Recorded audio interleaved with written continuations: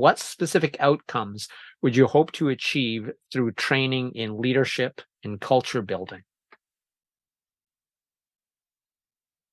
I think what I would expect is a healthier work culture, a culture that works both for the leader and for the employees.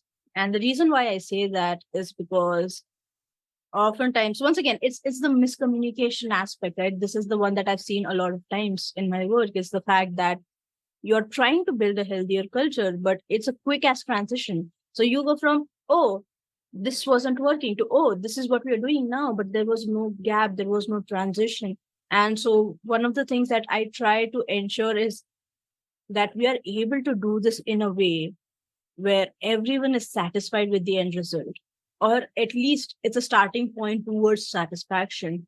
And so Mhm. that is one of the biggest things, is to create a healthy work culture that works for everyone and not just for a specific part of the company, not just for the leaders or not just for the employees. Because sometimes that's happened as well. You create a healthy work culture for the team adapts quickly, the leader doesn't. And so now the leader is stressed out and the leader is experiencing like, oh my gosh, there are so many new rules to go by. How do we go about this journey? And so it's to ensure that there is a healthy workplace that's being created and a healthy work culture that's being created on both sides of the scale. One of the biggest consulting firms in the world has that statistic that most change efforts fail, and it's usually because of lack of buy-in from parties involved in said change effort. Yeah. No, I completely agree to that. I would like to add on to a point that I have actually talked about a lot, is the fact that oftentimes one of the things that we do is we create a survey for employees to kind of talk about what are some of the reasons why you experience stress in your day-to-day life. And usually we kind of pick up patterns from them that, oh, this is something that's happening, this is something that's happening from a broader perspective. And then there is this need for leaders to be like, okay, yeah, here's what we can do, here are some solutions we can implement.